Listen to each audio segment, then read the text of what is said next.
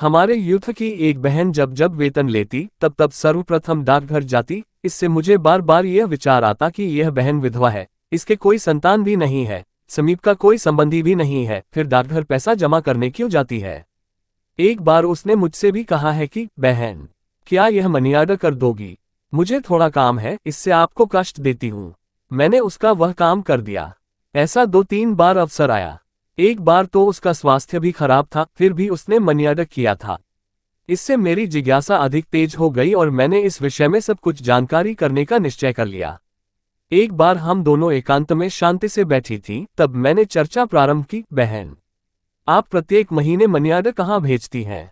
थोड़ी देर पश्चात उन्होंने वर्षों पहले की मन में छिपा कर रखी हुई घटना प्रारंभ की, बहन, उस समय हमारी स्थिति बहुत ही निर्धनता की थी और मुझे पढ़ने की बहुत रुचि थी, उत्साह था। मेरी माँ मेरे जन्म के पश्चात ही कालकवलित हो गई थी। मेरे पिता के समीप के संबंध की एक बहन ने मेरी सार संभाल करके बड़ा किया था। मेरे पिता ने पुनः विवाह नहीं किया था, अतः उन्होंने मुझे घर के सभी काम काज करना बचपन से ही सिखा दिया था। मैंने घर के काम के साथ स्कूल जाना भी चालू रखा। परिस्थिति खराब रहने से कोई सगा संबंधी भी समीप नहीं आता था। मेरे पिता मजदूरी करके जैसे तैसे गुजारा करते थे। मैं पढ़ाई में बहुत ध्यान देती और कक्षा में प्रथम उत्तीर्ण होती। मैं और मेरे पिता सादा सरल जीवन व्यतीत करते, परंतु दुख आता है तो अकेला नहीं आता, समूह के साथ आता है। इस कहावत के अनुसार मेरे पिता की हृदय गति रुक जाने से मृत्यु हो गई।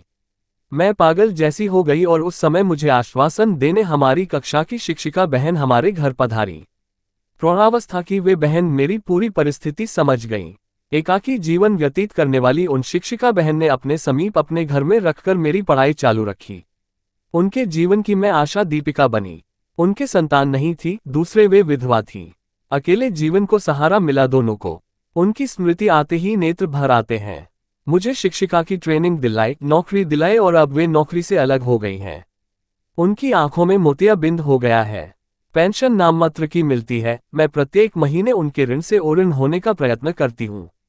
वे साथ तो रहती नहीं हैं, बहुत स्वाभिमानिनी हैं। इससे मुझे बहुत सावधानीपूर्वक उनकी सेवा करनी पड़ती है।